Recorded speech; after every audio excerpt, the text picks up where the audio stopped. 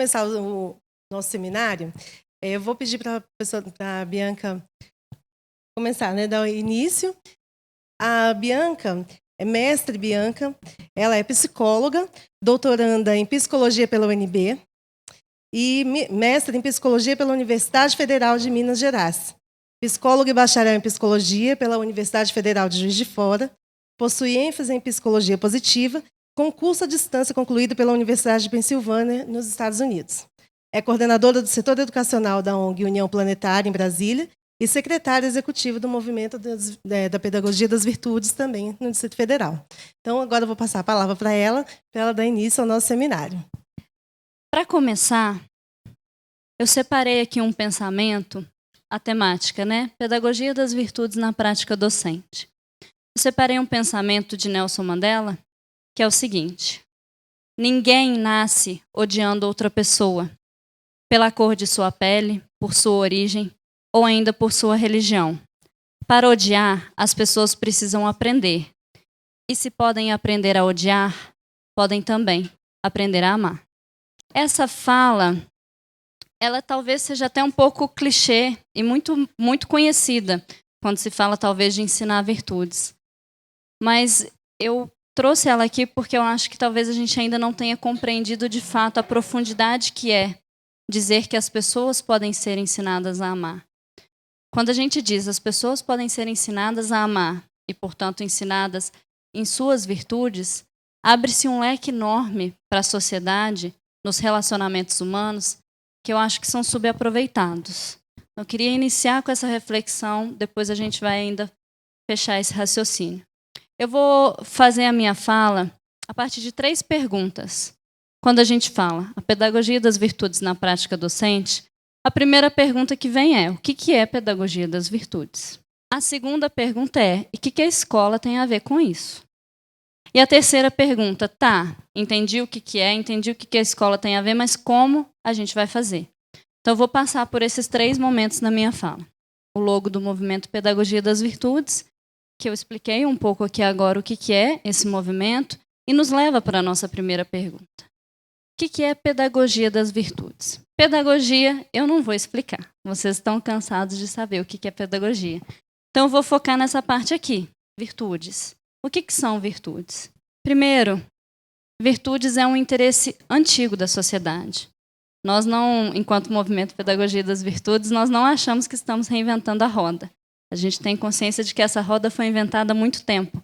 Desde 300 a.C., Platão, Aristóteles e outros filósofos já falavam sobre a importância das virtudes, falavam que a meta da vida era atingir virtudes.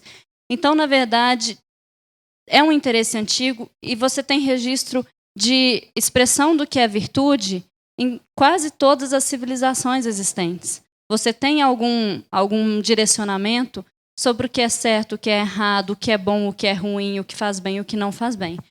Então, isso aqui é uma coisa muito antiga, o que torna o tema muito complexo, porque a gente vai ter nisso múltiplas definições do que são virtudes. A gente tem definições de virtudes a partir de diferentes religiões, e nós temos várias religiões. Nós temos definição de virtudes a partir da filosofia, através de vários pensadores. Nós temos as nossas definições pessoais do que é virtude, porque existe também isso. Para mim, isso é virtuoso. Para você pode não ser. Então, existem múltiplas definições, não é uma coisa assim que eu vou chegar aqui e olha, isso é virtudes. E por conta disso tudo, é uma área que tem pouco estudo sistemático. A gente não consolidou, não existe uma linha forte de pesquisas, de estudos, uma área, uma teoria sobre virtudes ainda. Isso é coisa recente. Só para citar um exemplo, eu falo da área da psicologia. Não sei se alguns de vocês já ouviram falar de DSM. DSM é um livro que seria um manual de diagnósticos de transtornos psicológicos. Transtornos mentais e psicológicos. A gente usa ele na psicologia e na psiquiatria. O DSM basicamente é um livro que ele registra todas as possíveis doenças psicológicas que já são classificadas e estudadas. Então, fala lá, o que é essa doença, quais os seus sintomas, como que eu posso diagnosticar, como que eu posso tratar. Esse livro tem mais de 200 doenças mentais registradas. Quando eu fiz o meu curso de psicologia, eu estudei isso. Então, eu saí da faculdade, tal doença, ok, eu posso até não saber, mas eu vou lá no livro, vai estar registradinho a doença tal. Agora, se alguém me perguntasse o que é virtude, a minha resposta enquanto psicóloga ia ser igual a de qualquer outra pessoa, porque eu nunca estudei isso. Se eu perguntar para vocês que são pedagogos, acredito que talvez a maioria, não sei se são todos, mas se eu perguntar para vocês que são pedagogos o que são virtudes, vocês não vão ter uma resposta com base em uma teoria, porque a gente ainda não se debruçou sobre isso. E eu ficaria muito feliz se um dia a gente conseguisse ter um livro igual o DSM para o aspecto positivo do ser humano. Quais são as qualidades que o ser humano pode apresentar? Como que elas se apresentam? Quais são os benefícios? Porque existem também essas qualidades. E enquanto profissional que lida com o ser humano e que lida com o aluno, você não precisa só saber os transtornos de aprendizado que esse aluno pode vir a apresentar. É preciso também saber as potencialidades que esse aluno pode vir a apresentar. Mas o panorama está começando a melhorar. A gente tem uma área chamada psicologia positiva, que surgiu em 98, extremamente recente, que pelo menos dentro da psicologia é a primeira área a considerar de forma sistemática o estudo dos aspectos positivos do ser humano. Então ela diz, olha, ao invés de focar só no que a pessoa tem de negativo, vamos ver o que essa pessoa tem de positivo e se esse positivo pode ajudar no desenvolvimento dessa pessoa. Essa psicologia positiva, eles fizeram um estudo de classificação, definição sobre o que são virtudes humanas. Eles fizeram esse resgate histórico, foram lá em todas as civilizações, levantaram registros do que cada civilização considerava enquanto virtuoso e criaram uma classificação, a primeira classificação de virtudes, onde eles elencaram 6 virtudes principais que se desenvolviam em 24 forças humanas que podem se expressar. E eles têm feito estudos sérios comprovando que essas virtudes, se desenvolvidas, elas podem ser fatores de prevenção para depressão, elas diminuem a ansiedade, elas melhoram o bem-estar e qualidade de vida. Então, é uma área que está crescendo e que está mostrando que estudar esse aspecto positivo pode ser importante. E, basicamente, o que eles nos trazem do que são virtudes? Já que eu disse que tem várias definições, eu vou escolher uma, que é a área da qual eu falo. Eles trazem que virtudes são pensamentos, sentimentos e comportamentos que fazem bem à própria pessoa que os executou e às pessoas que o cercam e também à sociedade. Então, necessariamente, para eu falar que algo é virtuoso, significa que não pode fazer mal a ninguém. Basicamente, é algo que é bom por si só. Faz bem para mim, faz bem para o outro, faz bem para todos. Isso é virtude. E aí vem algumas coisas na nossa cabeça. Tolerância. Tolerância faz mal a alguém? Tolerância faz bem. Se eu conseguir ser de fato tolerante, diante de um problema, aquilo vai me gerar mais tranquilidade. Vai ser bom para outra pessoa com quem eu estou sendo tolerante. E se eu pensar em nível de instituição ou de país, um país ser tolerante com o outro é bom para a sociedade como um todo. Então aí a gente já começa a entender mais ou menos. Necessariamente tem esse pré-requisito. Não pode fazer mal a ninguém, senão não é virtuoso.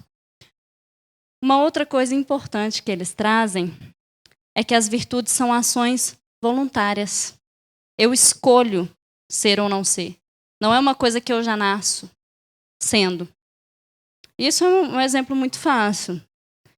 Nós aqui ainda não somos santos, não sei se tem algum santo sentado aí na plateia, mas se a gente entra num ônibus agora para ir para casa, e aí a gente vê uma carteira esquecida, com R$200 dentro dessa carteira, e você cheio de conta para pagar, início de mês agora, já pagou algumas, mas ficaram outras que você falou, olha, quando eu tiver dinheiro eu pago. O que você faz? Todo mundo sabe o que seria correto, esperado. Você vai pensar, não, vou devolver. Você tem uma opção. Você pode devolver, você pode ficar com o dinheiro, você pode entregar para alguém para dizer, olha, não é problema meu, lava as minhas mãos. Você tem uma opção diante daquilo. E se você devolver, isso vai ter sido uma escolha, uma ação que você fez com algum esforço. E é inclusive esse esforço que faz a virtude ter maior valor, porque não é uma coisa que simplesmente acontece. Ela é uma coisa que você precisa optar por fazer. E por isso elas podem ser desenvolvidas e exercitadas. Talvez a primeira vez que você achar, você não devolva. Depois você fica com aquele peso na consciência, você pensa na pessoa, do dinheiro, enfim. E numa próxima vez você devolve. ou numa próxima vez você age diferente, elas podem ser exercitadas e podem ser desenvolvidas. Eu posso, no meu dia a dia comigo mesmo, ir pensando, quero ser uma pessoa mais virtuosa, e se elas podem ser ensinadas, desdobramento direto para a sala de aula. Será que esse aluno que eu estou formando na minha sala de aula, que eu estou ensinando, será que em algum ponto eu estou fornecendo para ele subsídios para que quando ele se deparar com essas situações ele seja virtuoso? Será que eu estou dando só conteúdos ou eu estou fornecendo elementos para que ele seja um cidadão consciente? Porque pode ser desenvolvido, então com certeza o professor pode contribuir. E aqui no final está apagado, mas está dizendo que elas possuem valor por si só. Virtude é uma coisa que você não faz para ganhar algo. No momento que você realiza a ação virtuosa, automaticamente vem um bem-estar, um senso de trabalho cumprido, um senso de era isso mesmo que eu queria fazer, apesar de ter sido difícil. E elas possuem valor por si só. Então ela vai te fazer bem, vai fazer bem para quem recebeu, vai fazer bem para o outro. E é esse bem que é o valor delas. Não porque eu vou ganhar algo, até porque se você faz para ganhar algo, aí já não é virtuoso. E aí já deixa de ter valor por si só, porque você fez por um segundo ou terceiras intenções. Necessariamente elas têm valor por si só. Simplesmente o fato de eu ter feito, olha, não quero recompensa, não quero reconhecimento, eu fiz, estou satisfeito por isso.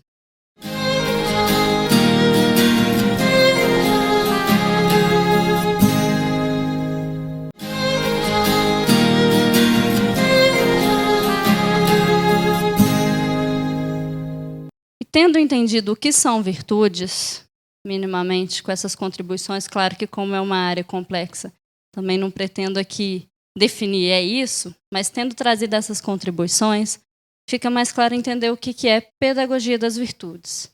Aqui, repetindo, pedagogia no seu sentido mais amplo, de ações educativas formais dentro da escola ou informais na sociedade, que permitam às pessoas aflorar suas virtudes. E a pedagogia das virtudes é um convite para que a gente reflita com a gente mesmo o quanto que a gente é um agente, tanto que nós somos agentes de despertar de virtudes ou não. A nossa maneira de agir no mundo é uma maneira coerente com a pedagogia das virtudes, no sentido, ela ensina virtude para alguém, ou para mim mesmo que seja, ou não. Isso é pedagogia das virtudes. Um chamado para que a gente pense como que a virtude pode ser desenvolvida na sociedade. Tendo entendido mais ou menos o que é pedagogia das virtudes, ficou com alguma duvidazinha, anota aí que depois no final eu respondo. E a escola? O que a escola tem a ver com essa pedagogia das virtudes? Primeiro, a escola é um ambiente propício. Pode-se desenvolver virtude em qualquer contexto. Mas eu, Bianca, não consigo pensar em nenhum ambiente mais perfeito para isso acontecer e para isso ter um impacto na sociedade do que a escola. Primeiro, porque a escola é um ambiente de desenvolvimento humano. A criança vai lá para ser desenvolvida. Ela traz as suas características, traz as suas potencialidades que vão ali serem guiadas. Então, é um ambiente que serve à educação, no sentido mais amplo de educação. É um ambiente de socialização, é um ambiente de aprendizado. Então, é um ambiente onde aprender virtudes está ali inserido. A Lei de Diretrizes e Bases da Educação Nacional fala isso. A Lei de Diretrizes e Bases fala que é papel da escola o pleno desenvolvimento do educando, ensinando não só conhecimento, mas também capacitando para que ele lide com as diversas demandas da vida. Então, não cabe à escola só o desenvolvimento intelectual, cabe um desenvolvimento humano, emocional, que passa por essa pedagogia das virtudes. Então, por isso eu considero ela o ambiente perfeito. E aí, algumas pessoas, quando eu falo isso, de desenvolver virtudes nas escolas, elas falam assim, mas Bianca, já é muita coisa que o professor tem que fazer. A gente já lida com muita dificuldade, com muito empecilho de material, empecilho de formação, empecilho de uma turma lotada, quando, na verdade, o ideal seriam turmas pequenas. Como é que o professor vai dar conta disso? Aí eu me pergunto, será que o aluno que entra na escola, entra só a cabeça do aluno, só o cérebro vai lá e senta na carteira? Na verdade, o emocional do aluno já está na escola. O relacional do aluno já está na escola. Por mais que seja um a mais a escola desenvolver inteligência emocional e virtudes, esse aluno ele entra ali e é moldado para ser só conhecimento, mas ele entra enquanto um indivíduo completo. E a escola escolhe por focar apenas no desenvolvimento intelectual, por uma série de questões históricas, políticas, que fizeram a escola ter essa finalidade, que foi muito importante por alguns aspectos, mas que deixou de lado um outro aspecto muito importante. E, na verdade, o professor já lida com isso, o aluno faz birra dentro da sala de aula, o aluno responde mal ao professor. Relacionamento humano já está ali dentro. Então, não é uma questão de acrescentar algo a mais, é uma questão de ajustar o foco. Olha só, isso aqui que estava sendo deixado de lado, vamos trazer para a equação também, vamos focar nisso também, além do que a gente já faz, porque isso já está aqui e não olhar para isso está gerando muitos problemas.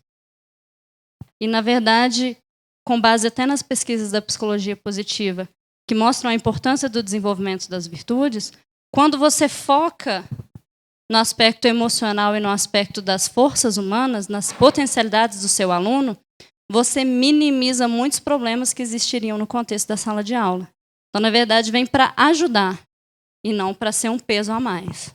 E, por fim, aqui vem a grande questão em relação à escola. Qual que é o propósito da escola? Eu queria que vocês, não sei se todos aqui têm filhos, mas quem tem que pense no filho, quem não tem que pense no irmão, na irmã, na prima, que está em idade escolar, pense nas crianças que estão na escola, ou pense nos filhos que vocês ainda vão ter. Eu queria que vocês respondessem em uma palavra o que vocês mais desejam para o filho de vocês, na vida. Se vocês tivessem que dizer em uma palavra, o que vocês mais desejam para o seu filho. Amor, felicidade, sabedoria, sucesso, saúde, caráter. Deus, fé, né? Amor. Ok. Agora eu queria que vocês pensassem em uma palavra o que seus filhos aprendem na escola.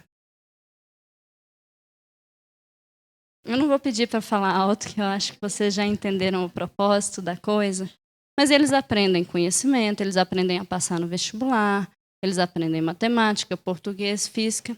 Mas é engraçado pensar, porque é a instituição que eles passam anos da vida deles, e aí eles não aprendem ali o que a gente consideraria mais fundamental. Pode ser que aprendam se derem sorte, mas pode ser que não aprendam. E aí a gente deixa isso ao acaso, à sorte, enquanto que, na verdade, talvez fosse uma inversão de valores. Talvez fosse necessário que o primordial fossem eles ter esses aspectos de saúde, felicidade, amor, bem-estar, para então ter o restante do conhecimento e das questões profissionais de uma forma mais completa, de uma forma mais serena, de uma forma mais bem administrada. Então, com isso, eu concluo a minha provocação sobre o que a escola tem a ver com isso. Eu acho que a escola tem tudo a ver com isso. Acho que a escola tem na mão um poder e uma possibilidade que está pouco aproveitada. E a gente vê muitos professores fazendo. A gente vê muitos professores guerreiros em sala de aula. Esses dias eu assisti um documentário fantástico sobre iniciativas de educação no Brasil, que chama Quando Sinto Que Já Sei. Quem tiver interesse, inclusive, procura no YouTube, que ele está disponível. Documentário sobre práticas inovadoras que acontecem no Brasil. Então, tem muita escola fazendo, tem muito professor fazendo. Mas esses professores precisam de suporte. O sistema da educação como um todo precisa se atentar para essas questões. E, por fim, eu chego na última pergunta. Ok, a gente entendeu mais ou menos pedagogia das virtudes, a gente entendeu que a escola pode ser um aparato para isso, mas e eu, enquanto professor, na minha prática do dia a dia, como é que eu vou fazer isso? Com quais elementos? Coloquei aqui 4 passos, claro que não são suficientes, são só direcionamentos. Mas o primeiro de todos os passos é o autoconhecimento. Enquanto professor, isso aqui, na verdade, vai ser necessário para vocês em todos os aspectos. Não só para ensinar virtudes, para ensinar, para estar dentro da sala de aula. Porque os alunos acabam sendo um espelho para nós. Às vezes a gente pode não ouvir, Mas se a gente souber colher o que os alunos nos trazem, você vai exercitando aqui e ali, olha, preciso melhorar isso, preciso melhorar aquilo. Nós precisamos saber nossas próprias forças, nossas próprias potencialidades. E aí o primeiro convite, então, é tentar aplicar a pedagogia das virtudes para vocês. Porque a gente não consegue ensinar aquilo que a gente não sabe, né? A gente só ensina aquilo que a gente sabe. Claro que estou aqui falando de pedagogia das virtudes para vocês. Quer dizer que eu sou perfeita? De jeito nenhum. A gente tem muitos defeitos. Mas, minimamente, estar nesse movimento de olhar para si e tentar descobrir possíveis potencialidades que você pode fomentar, possíveis limitações que podem ser sanadas com essas potencialidades. Por que você, professor, reage de uma forma ou de outra dentro da sala de aula? Que aspectos emocionais estão ligados a isso? Que aspectos de vida estão ligados a isso? O que você acredita quando você entra na sala de aula para falar para aquelas pessoas? O que você traz com você? Porque ensinar é relação. O aluno está ali relacionando com você, reagindo ao que você faz. E se você não souber quem você é, você não vai saber distinguir quem é o aluno. Então, primeiro de tudo, autoconhecimento. Até porque todas as teorias que eu já vi de aprendizagem mostram que o exemplo é uma das formas mais eficazes de se ensinar. Então, como é que a gente leva virtudes para a sala de aula? Primeiro, buscando exercitar em nós para que a gente forneça em algum momento ou outro alguns pequenos exemplos que talvez possam significar muito para aquele aluno e talvez ele leve para a vida, talvez possa transformar a trajetória dele. Segunda coisa necessária, ela é feita junto com a primeira, mudança de olhar. A gente está muito acostumado a olhar para o negativo. A gente está muito acostumado a ver o lado ruim das coisas. E a gente está acostumado a pensar mais ainda, mais perigoso, pensar que isso é realidade. Pensar, não, eu olho negativo porque eu não sou pessimista, eu sou realista. As coisas são assim mesmo. Será? Será que isso tudo que mostra no jornal é dessa forma mesmo? E se é, será que não tem solução?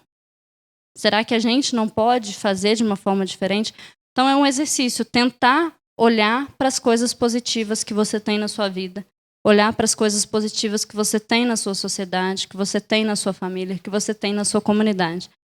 Como é que eu faço isso, Bianca? Fazendo. Você se propõe e você começa a se exercitar. A falar, não, hoje eu vou olhar, hoje eu vou falar 3 coisas boas que aconteceram comigo. Vou lá pensar. Hoje eu vou fazer uma retrospectiva da minha semana, vou pensar 3 coisas boas. Estou tendo dificuldade com alguém, vou pensar coisas boas dessa pessoa. A gente só muda a nossa forma de raciocinar se a gente começar a raciocinar diferente. A gente tem uma sociedade muito focada em olhar o negativo e isso gera muitos prejuízos, tanto que a depressão tem crescido nos últimos anos, problemas de ansiedade. Não necessariamente porque o problema é real, mas porque a gente sabe valorizar pouco as coisas boas que acontecem. Então, o exercício, vamos mudar esse foco. Não vamos descartar o negativo, não. A gente precisa estar atento, precisa saber que ele existe, precisa lidar com ele. Mas não vamos olhar só para ele. Imagina se eu virasse e falasse assim, bom, vou descrever você aqui para todo mundo. Aí eu vou falar 20 características negativas que você tem e uma positiva. Eu vou estar sendo justa com você? Quem gostaria de ser descrito dessa forma? E por que a gente descreve a nossa vida dessa forma injusta? De descrever só os pontos negativos e não olhar para os positivos. E, inclusive, se a gente descrever os pontos positivos, mesmo que eu tenha, nossa, hoje aconteceu muita coisa ruim. Mas teve uma boa, ou ontem teve uma boa. Mesmo que seja desproporcional, você olhar para esse positivo te dá muito mais força para você encarar o negativo, para você poder superar esse negativo. Inclusive, isso se chama resiliência. A habilidade de, apesar das coisas estarem ruins, você superar elas e usar aquele negativo para você crescer. Essas duas são são questões mais de autoconhecimento, de trabalho consigo mesmo, que é necessário ao professor sempre. Você pode estar com 30 anos de profissão, isso eu digo porque eu já conversei com muitos professores de anos de trajetória, eles falam, a gente está sempre se redescobrindo enquanto educador. eu queria trazer alguns exemplos práticos para vocês de como que isso pode ocorrer. Infelizmente, o tempo é curto, eu vou ter que me ater a 2 exemplos só, mas vou tentar trazê-los de forma rica para contribuir. A pedagogia das virtudes na escola pode acontecer de forma direta ou indireta. O que é uma intervenção direta? É você, enquanto professor, chegar na sala de aula e falar: eu vou desenvolver um projeto, ou eu vou desenvolver um trabalho, ou eu vou desenvolver uma intervenção com meus alunos para desenvolver virtudes. Você deixa muito claro esse link: olha, quero desenvolver virtudes, vou fazer uma ação na sala de aula para desenvolver virtudes.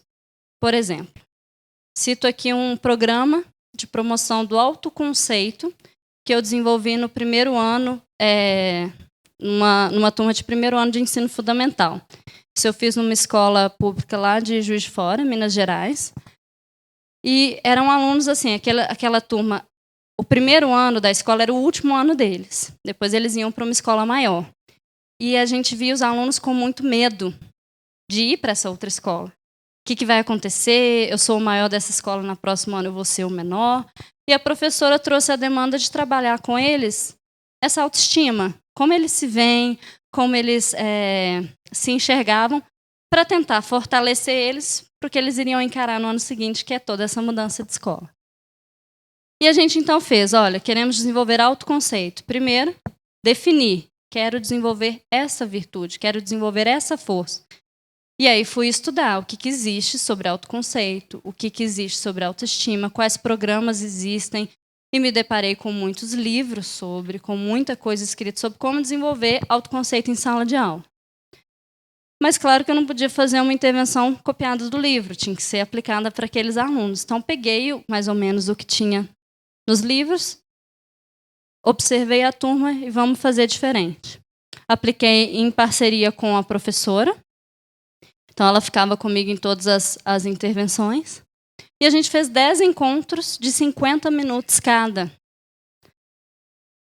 E basicamente olhando temáticas como cooperação, reconhecimento de que as pessoas são diferentes, autoconhecimento, as pessoas são diferentes, quais são as minhas características, reconhecer características positivas em si e no outro, e saber expressar essas características positivas do outro, expressar afeto positivo, aprender a identificar sentimentos e aprender o reconhecimento próprio.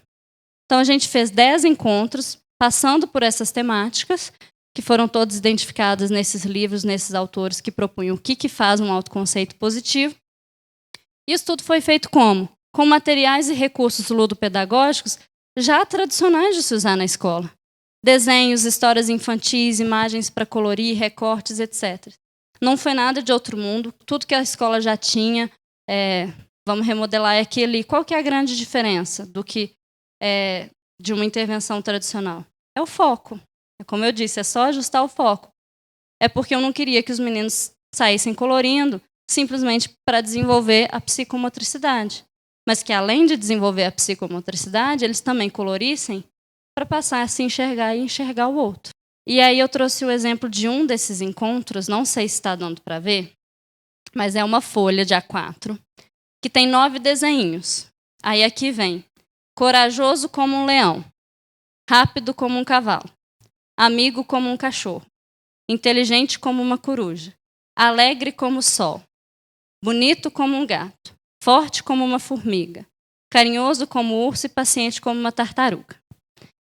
Desenhos normais que as crianças adoram colorir. Essa turma específica amava colorir, então por isso que eu optei pelo desenho. E os autores argumentam que a autoestima, para a criança, o elogio é muito mais eficaz se ele é feito por metáfora. Se eu disser você é linda, tem um impacto. Se eu disser você é linda como uma flor, ela armazena aquilo e a flor passa a ser para ela um referencial até de identidade. Então, eu sou linda como uma flor. Ela vê a flor, ela já fica feliz, porque ela é linda como uma flor. Então, baseando nisso, a gente criou esses 9 elogiozinhos e a gente fez a seguinte dinâmica. A gente deu para cada aluno escolher um que ele achasse que ele tinha. Então, ele tinha que escolher um desses e colorir. Depois a gente pediu para o colega escolher uma característica que achava que o outro tinha. Foi o momento mais bonito que eu já vi. O sorriso das crianças. Quando em sala de aula a gente proporcionou um momento para ele ouvir uma coisa boa do colega, foi maravilhoso. É claro que nesse ponto, esse foi o 6º encontro da intervenção. A gente já tinha preparado o terreno, porque em sala de aula nem sempre é fácil. Você pedir para elogiar um ao outro não é comum, não é habitual. Então poderia acontecer de um começar a zoar o outro, poderia acontecer de ficar com vergonha e não falar. Então a gente trabalhou primeiro elogio, trabalhou uma série de coisas para chegar nesse encontro. E como aqui só tem coisa boa, ele tinha que escolher uma, também não restava muita opção para ele. Não teve um problema, todas as crianças escolheram aquela coisa boa e a forma como ele recebeu o elogio do outro tinha muito mais impacto do que ele mesmo se enxergar e, inclusive, depois disso, a professora ia lá e também escolhia um. O elogio do aluno, do colega, teve muito mais efeito. E aí já fica uma dica. Tentar promover em sala de aula espaços para expressão de afeto positivo com o colega e de elogios um colega com o outro. Tá aí o bullying hoje em dia, que é assunto, é temática, em toda a escola a gente acaba lidando com isso. Mas em sala de aula a gente proporciona espaço para eles fazerem diferente. E aí a criança ia lá e coloria os 3 desenhos que ela ganhou, e a gente fez um mural. Colamos essas 3 características da criança e deixamos ali na sala de aula. E aí a gente olhou, olha, todo mundo é diferente, cada um tem uma combinação de desenho diferente. Mas todo mundo tem coisas boas. E aí a gente trabalhou o respeito à diferença, o reconhecimento de que todo mundo é diferente, mas o reconhecimento das coisas boas de cada um. Outra coisa que eu fiz também ainda nessa intervenção, para trabalhar as emoções dos alunos, eu acabei não trazendo, mas eu peguei balão, enchi de farinha e dei um nozinho. Vocês já viram isso? Que ele fica como se fosse uma massa de modelar. E em cada balão eu desenhei um rostinho, um sorrisinho, um tristinho. Peguei 6 emoções diferentes para trabalhar a educação emocional com eles. Então, como é que você está se sentindo hoje? Eu estou desse balãozinho, eu estou daquele, eu estou mais ou menos assim. Recursos didáticos que a escola já tem, só inserindo novos elementos. E uma outra possibilidade é a intervenção indireta. O que é uma intervenção indireta de virtudes? O foco do seu projeto talvez não seja igual a esse. O foco foi autoconceito, o foco foi virtudes. Talvez o seu foco seja ensinar história. Mas como que na hora de ensinar história, eu posso ensinar história com virtudes? Como que na hora de ensinar português, literatura, eu posso ensinar isso com virtudes? E aí eu trago um exemplo, esse exemplo foi feito pelo Seligman, que é o criador da psicologia positiva, numa escola secundária da Austrália. Ele foi chamado pela escola para ir lá. Ele fez primeiro um treinamento de todo o corpo docente dessa escola sobre aspectos positivos, virtudes, forças humanas, resiliência. Todo mundo ali teve um curso, inclusive por essas questões de autoconhecimento que eu comentei. Primeiro os professores passaram por um curso para que eles pudessem aplicar esses aspectos de virtude na sua própria vida. Isso automaticamente já é indireto. Por quê? Na sala de aula, especificamente, você não está indo com uma intervenção direta, mas você está trazendo profissionais mais conscientes a essa questão, que indiretamente vão fomentar mais as virtudes. Tinha aulas de educação positiva, aqui já é um exemplo de educação direta, que era mais ou menos nesse estilo que eu mostrei dessa outra intervenção. Então, eles faziam aulas, vamos fazer uma aula sobre sentimentos, vamos fazer uma aula sobre superação. Os alunos tinham aula sobre isso, de forma direta. Mas aí vem aqui o que? Indireto.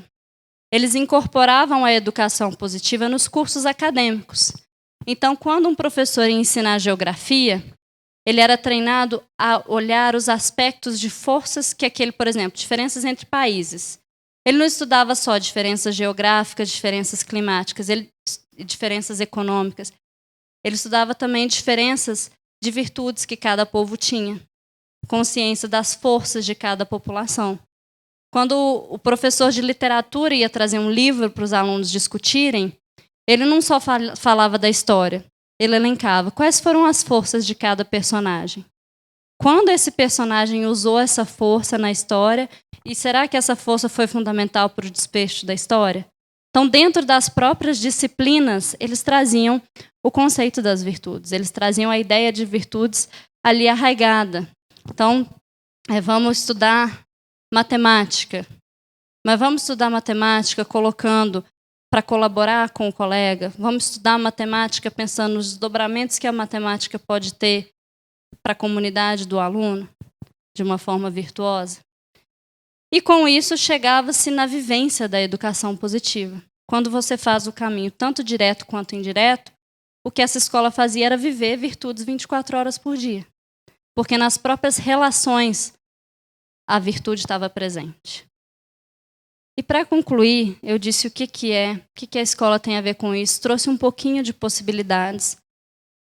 Mas se vocês, inclusive, procurarem a literatura da psicologia positiva, vocês vão encontrar vários programas, vários exemplos de intervenções para desenvolver várias forças.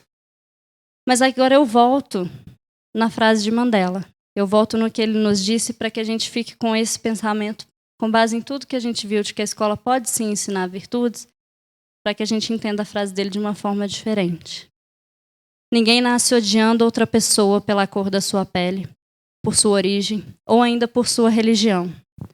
Para odiar, as pessoas precisam aprender. E provavelmente aprenderam, em algum contexto da vida e talvez até na escola. E se podem aprender a odiar, podem ser ensinadas a amar. Podem, devem, e dentro da escola e através das nossas ações. Obrigada.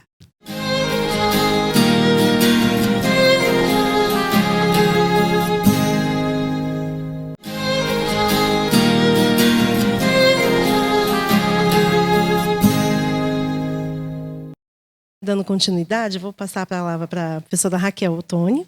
Ela é especialista em coordenação pedagógica pela UNB, mestranda em Direitos Humanos pela UNB, graduada em Ciências Sociais pela UNB, pós-graduada em Coordenação Pedagógica também pela Universidade de Brasília, mestranda do curso de Direitos Humanos, professora de Sociologia da Secretaria de Educação do Distrito Federal e atua como coordenadora de projetos do Centro de Ensino Médio Integrado à Educação Profissional do Gama. Então, como já foi colocado aqui, eu sou professora da Secretaria da Educação, sou professora de Sociologia. Hoje, eu atuo na coordenação de projetos do Centro de Ensino Médio Integrado à Educação Profissional do Gama, é o CEMI, né? Fica aqui bem perto de vocês. Acho que muitos e muitas já devem conhecer. E só para situar um pouco sobre a característica do público com o qual eu trabalho, nós temos hoje lá no CEMI 460 aproximadamente estudantes de idades entre 13 e 19 anos. Então, eu venho aqui hoje falar como uma professora de ensino médio, um pouco diferente, né, a minha realidade, da realidade das professoras da educação infantil, mas eu acho que eu posso cooperar bastante com o trabalho de vocês aí, agora ou no futuro, né, quando vocês se formarem. E, inclusive, eu não vim aqui para falar sobre teoria das pedagogias, eu vim aqui para dividir com vocês um pouco a minha experiência na sala de aula, a minha experiência com a escola pública, né, e a minha experiência com a pedagogia das virtudes. E aí, pessoal, para eu falar de pedagogia das virtudes e falar da minha experiência, eu vou contar uma história para vocês, que é a história de como eu cheguei na sala de aula, né, para vocês entenderem como, a partir dos meus primeiros desafios, eu consegui entender o porquê eu precisava modificar a minha atuação na sala de aula e eu precisava, inclusive, pensar num modelo de pedagogia que não fosse esse dominante, eu diria. Tá?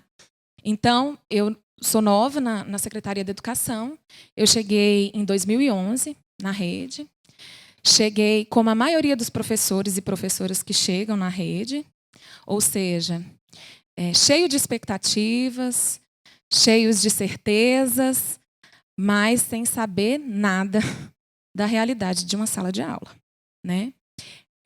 Tanto nos prazeres que eu haveria de experimentar na sala de aula, quanto também na questão dos problemas e desafios. Eu não falo em relação a problemas só no sentido positivo, porque eu acho que hoje o que me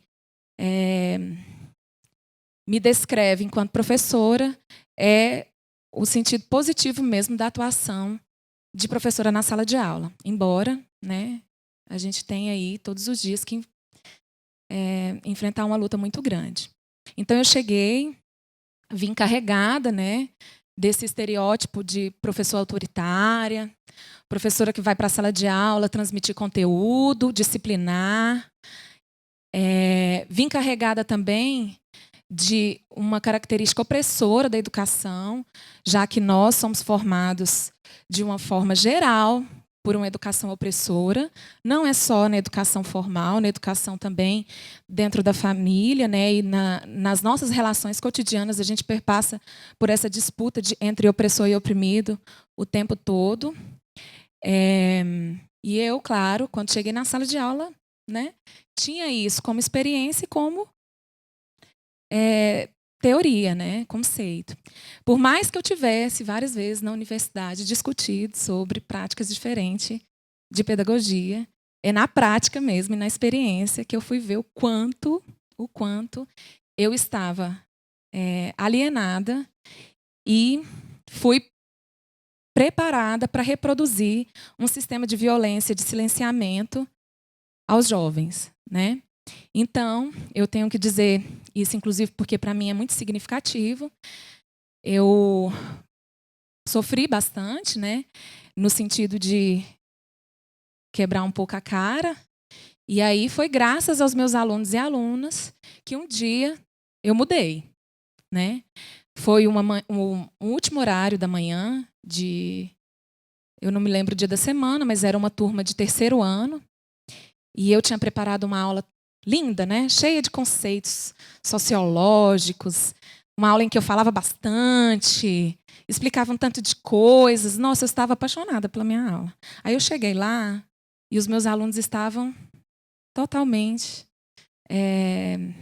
diferentes da minha empolgação, né? E isso não era a primeira vez que acontecia. E aí eu cheguei lá e falei, meu Deus, o que eu vou fazer, né? Não está dando certo isso. É tão importante falar aqui da teoria sociológica, dos clássicos da sociologia. Gente, eu tenho que falar sobre isso, né? Aí eles falaram assim, não, professora, vamos fazer alguma coisa diferente. Aí, pela primeira vez, eu falei, então tá, vamos fazer uma coisa diferente. O que vocês querem fazer? O que vocês querem fazer? Me digam. Professora, senta aqui e conta um pouco da sua história para nós. Aí, fui lá, deixei o meu plano de aula expositivo, né, de lado. Suspirei, porque eu estava realmente cansada. Pensei, ufa, né? Quem sabe essa seja a alternativa. Sentei e comecei a falar de mim. Mais ou menos como eu faço agora com vocês. E aí foi nessa experiência que eu mudei completamente a minha relação com os meus alunos e alunas. Claro, no decorrer do ano, eu tive outras oportunidades para estreitar mais o laço com eles e melhorar ainda mais a nossa relação. Por que isso aconteceu, né? Porque, a partir dali, eu tive um novo contato com esses alunos, uma nova experiência e inclusive, muito mais prazer e vontade de ir para a escola, né? Porque, a partir daquele dia, eu chegava na escola e, no corredor, os alunos já me cumprimentavam. Oi, professora! E aí eu já tinha apelido, né? Já coloquei apelido neles também para brincar. Estava falando com eles na mesma língua. Comecei a receber esses alunos para desabafar, para conversar comigo sobre a vida deles, para dividir comigo angústias. E por que isso aconteceu, né? Eu elenquei algumas possibilidades de explicação. Como eu disse, não são provenientes de uma pesquisa científica nem nada. São reflexões que eu faço e fiz desde o momento que eu entrei na educação, eu faço isso, né? E aí eu pontuei algumas e queria passar para vocês. Então, em primeiro lugar, o que foi muito importante, um passo que a Bianca colocou aqui, o autoconhecimento, né? Quando os alunos me falaram assim, professora, conta um pouquinho da sua história para a gente, eu sentei, comecei a falar de mim e comecei a me conhecer. Que diferença eu tinha deles? O que eu sabia mais do que eles? Por que eu tinha mais autoridade para dizer que o que eu estava dizendo era verdade e o que eles estavam dizendo era errado, né? E a partir dessa contação de histórias, eu comecei a me resgatar. Comecei a lembrar que eu também já fui aluna de ensino médio, que, embora a gente tivesse uma diferença de idade, eu também, ainda naquela época, estava dentro, né, do quadro da juventude, dividia com eles muitas características e semelhanças. E porque, através desse autoconhecimento, eu pude ver que eu sou uma professora, mas eu tenho fragilidades, eu sou humana, né? E os meus alunos, na minha contação de história, começou a perceber isso também. Olha, então você passou por isso? Ah, tá. Ou seja, não é uma pessoa que está lá na frente, né, no quadro, como se fosse uma deusa. Não, era uma pessoa, né? E junto com isso, eu comecei a perceber que uma das virtudes fundamentais para a gente praticar em sala de aula é o saber ouvir, né? Porque eu me desarmei e aí resolvi atender o pedido dos alunos. E aí, o que vocês querem então fazer? Não está dando certo o que eu estou fazendo, né? Pensei comigo. A minha estratégia não está funcionando. Então, deixa eu ouvir o que meu aluno está me pedindo. Gente, então tá bom. O que vocês querem que eu faça? Né? Porque estava muito difícil da aula. Eu vi que não estava adiantando, eu não estava atingindo. Ainda mais a minha disciplina de sociologia, que é muito complicada, né, de se ensinar. Não que as outras não sejam, mas é porque ela toca em questões muito profundas e muitas vezes polêmicas, né, da vida do aluno e da sociedade. Então, eu ouvi a solicitação do meu aluno. E junto disso, eu pude ser ouvida, né? Eu contei a minha história. E a partir dali, a gente começou a se ouvir. E foi assim que eu comecei a entender como Paulo Freire tinha sabedoria, né? O quanto ele era o cara, né? No conceito dele de dialogicidade, né, da educação, de dizer que a gente precisa sim dialogar e é através dessa metodologia que a gente consegue praticar a educação. E aí foi naquele momento que eu comecei a praticar a pedagogia das virtudes, né? Saber ouvir é uma virtude e não é para qualquer um, né? Eu até hoje faço um esforço muito grande porque eu gosto muito mais de falar do que ouvir, gente, juro. Mas e quem me conhece sabe disso, né? Mas eu fico me exercitando o tempo todo, né? E na sala de aula a gente tem que se esforçar muito, porque você é um e tem às vezes numa sala 40, né? Por que você tem que falar mais que ele, então? Por que você não pode ouvir? E tanta coisa que a gente tem para aprender, né? Outra coisa que eu pude observar a partir dessa experiência com aqueles alunos de terceiro ano e depois com outras experiências que decorreram dessa, foi o seguinte. Nós que nos dispusemos a produzir subjetividades, ou seja, construir identidades virtuosas, nós temos que estar preparados para desconstruir identidades desvirtuosas, eu diria, né? Porque, como a Bianca disse, nós não fomos ensinados a dar foco para as virtudes. Nós, muito mais, somos ensinados, né, orientados pelo lado lá da falta de virtude do que para a virtude. Então, é só a gente chegar em casa e ligar a televisão que a gente vai ver que a gente tem muito mais informação negativa, né, que elevam a falta de virtude, o mal, o sofrimento, a violência, o medo, etc., do que informações que destacam práticas positivas, né? Que destacam o nosso lado bom. Porque nós temos coisas boas em nós. Nós temos coisas ruins? Temos, infelizmente. Nós temos sim. Mas nós temos muita coisa boa. E aí a gente é ensinado a focar só nisso, no negativo. Quando a gente vai para a sala de aula e se dispõe a produzir identidade virtuosa, então a gente tem que desconstruir em nós primeiro uma identidade que não privilegia a virtude e depois desconstruir no aluno. E aí, pessoal, isso é muito difícil, porque nem todo mundo está preparado para a desconstrução. A mudança dói. Não é fácil mudar. Você nasceu e foi muito tempo educado, né, para ser uma pessoa negativa, por exemplo, né? Aí você, igual no meu caso, né, vai lá, encontra alunos de ensino médio na adolescência que foram formados ali dentro de uma educação formal e informal, não virtuosa, durante 13, 15, 16, 19 anos, e chega uma professora louca e fala assim: vamos fazer diferente? É difícil. Então, não são todas as pessoas que estão nem dispostas e ainda preparadas. A gente tem que chegar com jeitinho. E aí, Bianca, eu não estou focando no que é ruim, não. Né? É porque para nós mudarmos e fazermos diferente e levarmos adiante a pedagogia das virtudes, a gente tem que reconhecer contra o que a gente vai lutar e em favor de quê.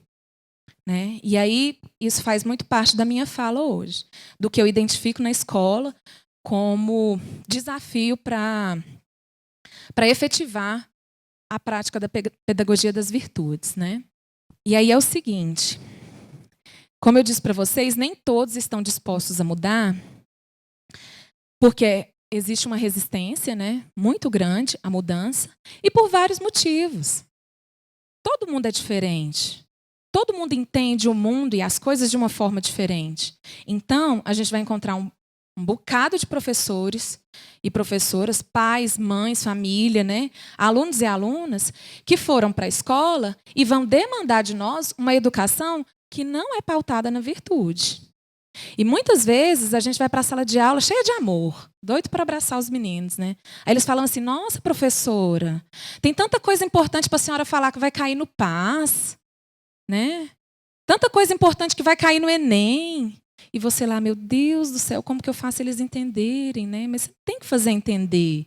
Né? Você tem que perseverar. Ter perseverança. Ter coragem, ter humildade, que são outras virtudes. Né? E continuar tentando, dialogando, né? Aprender com eles, com os outros professores e tal. E praticar sempre a pedagogia das virtudes, não só na teoria como na prática. Como disse a Bianca, eu não sou perfeita, não. Eu erro o tempo inteiro lá na escola. Inclusive, isso é uma das coisas que eu vou falar no final. Mas, como eu sempre falo para as minhas amigas, uma virtude eu tenho. Eu faço autoavaliação em mim o tempo inteiro. Né? O tempo todo eu estou tentando me avaliar e ver o que eu tenho para melhorar. Tá. E aí, tem uma poesia que foi retirada do filme Invictus, eu retirei desse filme, que narra sobre a motivação do Mandela, quando ele pensava em desistir, quando ele enfrentava a resistência, né, a mudança, a liberdade. E aí ele teve um poema que o inspirou, queria ler para vocês. Tá? Noite afora que me cobre, negra como um breu de ponta a ponta.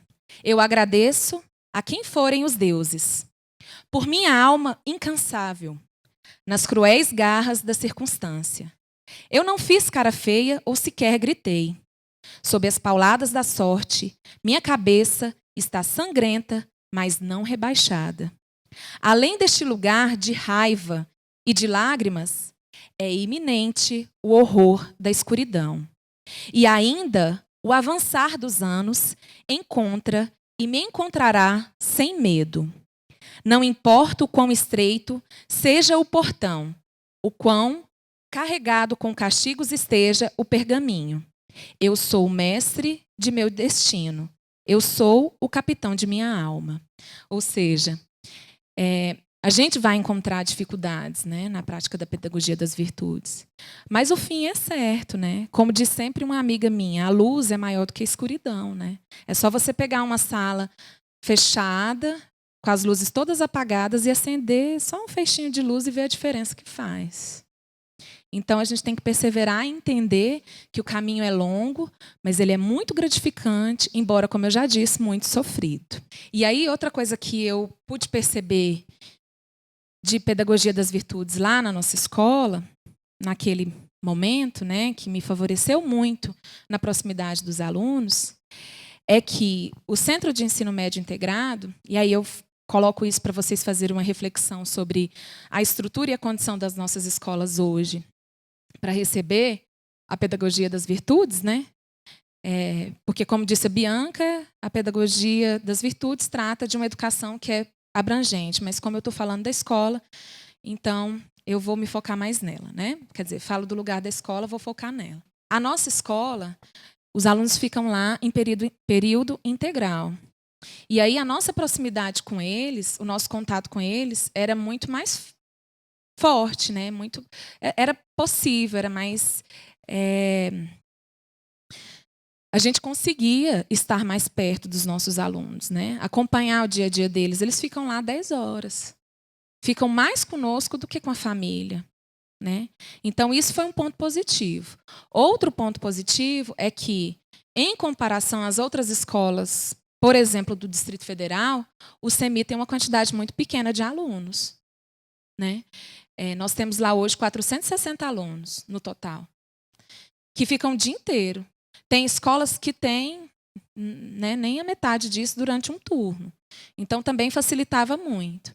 Por quê? Porque quando você conhece o aluno, você conhece a individualidade dele e consegue trabalhar com as diferenças dele, né? Além disso, a gente tinha diversos projetos que nos aproximavam dos alunos, né? E então não era só eu que naquele momento conseguia me aproximar deles. Muitos outros professores, eu percebi, isso me ajudou muito, tem alguns deles aqui, né? Amavam a escola, amavam a profissão, e quando eu entrei, era uma coisa também que eu queria falar para vocês, eu entrei porque eu passei no concurso, eu precisava trabalhar. Aí eu falava, não, vou ficar aqui um tempo, né? Aí depois eu vou fazer isso, tá? Naquele momento foi. E aí eu peguei e fui vendo as pessoas amando e tudo, e descobri que é realmente adorável dar aula, né? Hoje eu não saio de jeito nenhum. Não saio de jeito nenhum.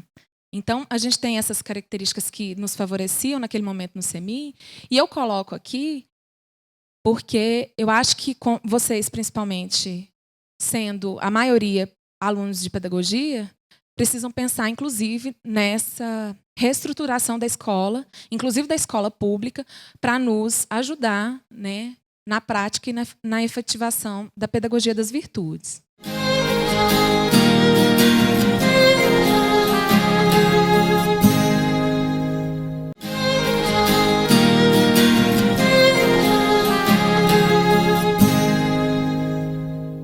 Outra coisa também é que eu percebi nessa descoberta, né, da pedagogia das virtudes, da prática da pedagogia das virtudes, uma coisa. A escola, ela é sim responsável pela educação e não só pelo ensino. Eu falo isso porque eu escuto sempre, muito frequente, essa fala, de pessoas que dizem assim, querendo muitas vezes, né, entender, explicar ou justificar os diversos problemas que a gente enfrenta hoje na educação. As pessoas falam assim, o problema é que a família passou para a escola a responsabilidade que ela tinha de educar. A escola tem que ensinar. E aí eu fico pensando, né? Será? Né? Será que é função da escola só ensinar? E o que é ensinar? E o que é educar? Qual que é a diferença entre uma palavra, um conceito e outro, né?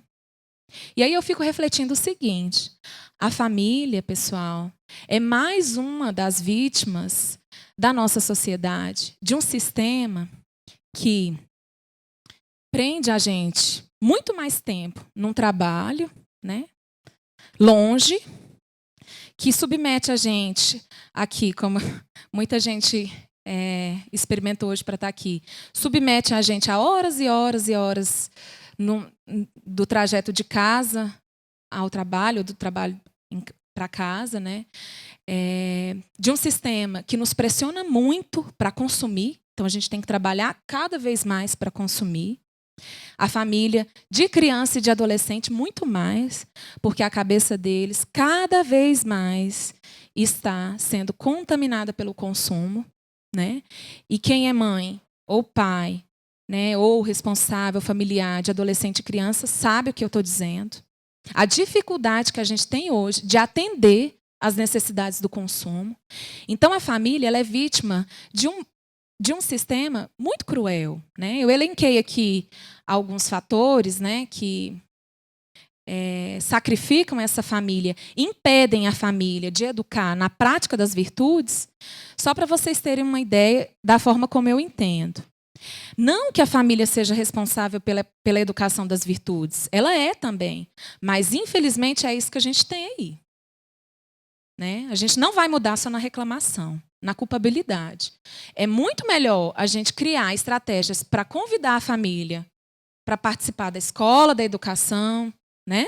Do dia a dia da escola e tal, do que afastar a família da escola, culpando a família por todos os problemas que a educação formal passa hoje. E a gente sabe que os problemas da educação formal vão muito além da ausência da família na escola, que é, sim, um problema. A gente tem realmente esse problema da família não estar lá.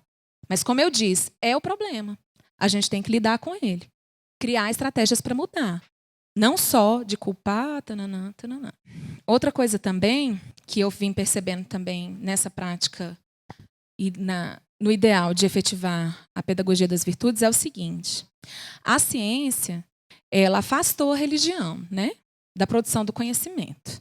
Então, eu vou produzir conhecimento aqui científico, mas eu não posso nunca, meu Deus, nunca recorrer a nenhum ideal ou dogma ou, sei lá, preceito religioso, né? E isso, a história explicou para a gente como é que aconteceu, né? Lá na época do iluminismo e tal. E hoje a gente está vendo que não está nos favorecendo muito essa divisão entre religião, ciência, né?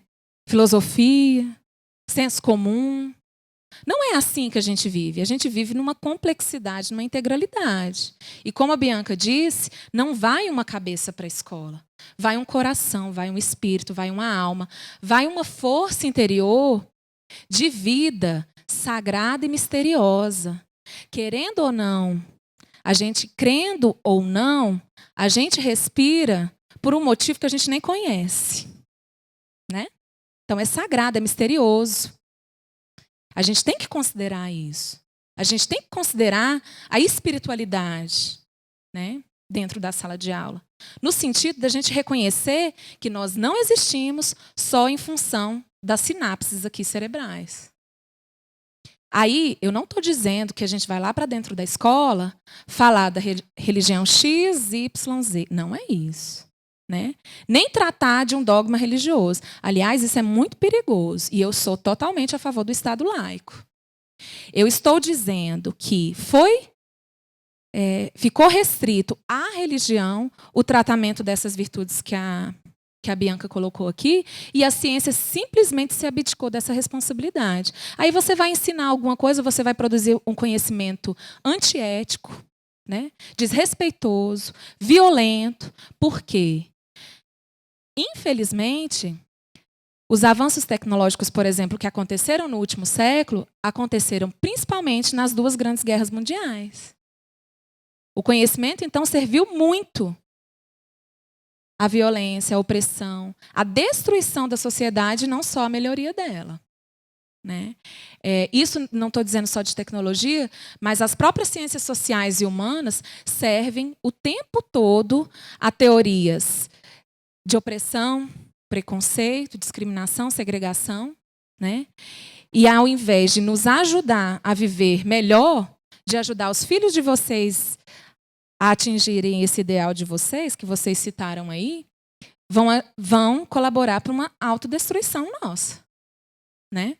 Então é hora da gente repensar qual que é o papel mesmo da ciência dentro da escola, de que forma a gente tem que orientar o conhecimento científico dentro da escola. Outra coisa também, que isso eu peguei de que também é uma coisa que eu percebi na minha prática, mas acabou que eu consegui melhorar um pouco a minha observação com a leitura de um sociólogo chamado Edgar Morin, né, que fala muito sobre educação, é o seguinte: todo mundo que estuda pedagogia ou discute educação fala de interdisciplinaridade, né? Está na moda, todo mundo fala, mas aí, na hora de praticar, gente, é difícil. E ainda mais no ensino médio. É muito difícil. Por quê? Porque nós simplesmente segmentamos um conhecimento que, como eu disse, é holístico.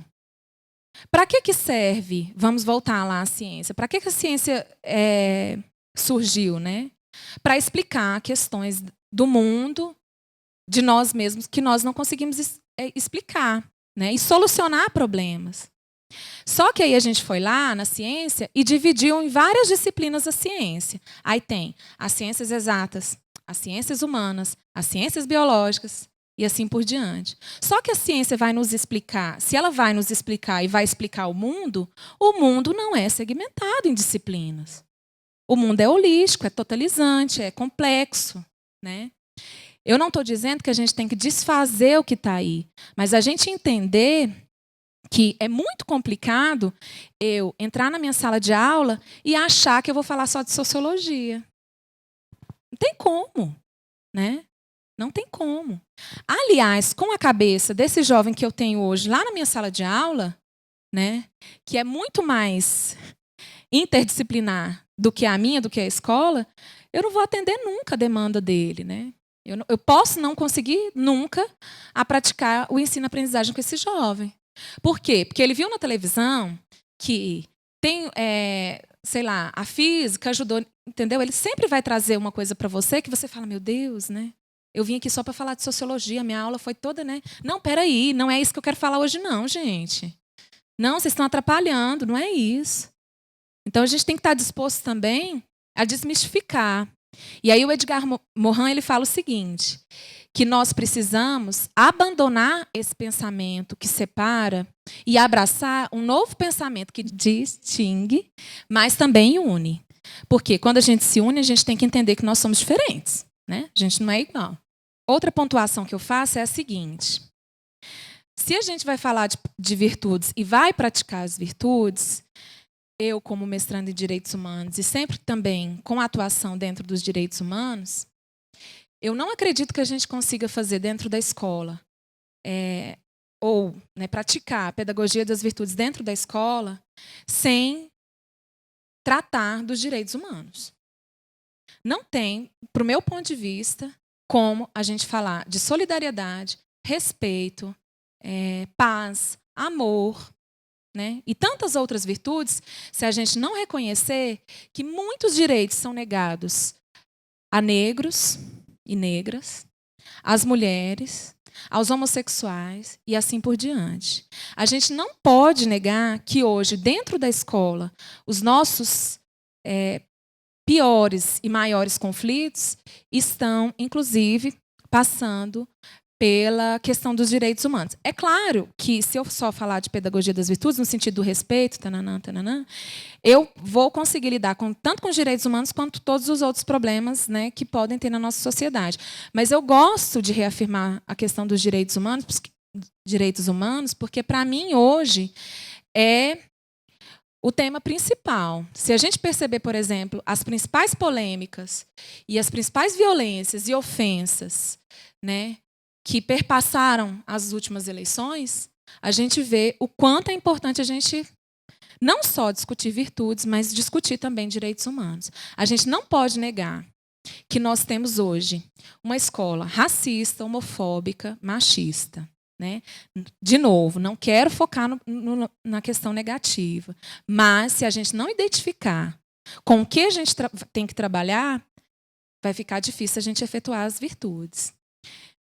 Vai ficar muito difícil, né? Porque cada caso é um caso, né?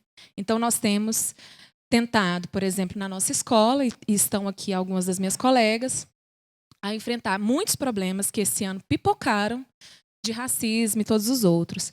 A gente abraça, fala com amor e tal, mas a gente tem que entender por que ele é racista, né? Não é só ser virtuoso na prática e na prática docente e também na relação, né, com esse aluno. É entender o que tem na cabeça dele, de onde ele está tirando isso. Será porque ele é só mal? Né? Ele é uma pessoa ruim, ele tem um caráter ruim e ele só quer ofender a todo mundo? Não. Alguma coisa tem por trás desse preconceito, desse racismo, dessa homofobia desse jovem, né, que está na escola. Outra coisa que a gente tem que entender é que a educação formal ela não é neutra. Ela atende a muitos interesses políticos, econômicos e ideológicos. A gente não pode esconder isso, gente. A gente não pode. Esse formato da educação que a gente tem hoje, da escola que a gente tem hoje, principalmente pública, ela atende a um grupo que vai ser favorecido e outro grupo que, infelizmente, vai sair perdendo, né? A gente não pode negar isso, porque, como eu disse, a gente tem que identificar quais são os problemas que a gente tem para poder fazer a transformação e a mudança. Então, por exemplo, por que eu chego aqui hoje para falar com vocês e olho para uma turma de pedagogia e vejo maioria de mulheres? Né? O que está por trás disso? Não estou dizendo que é ruim. Mas por que um homem não pode ser pedagogo e ir lá para a educação infantil e praticar virtudes? É só a mulher que pode cuidar? É só a mulher que pode amar?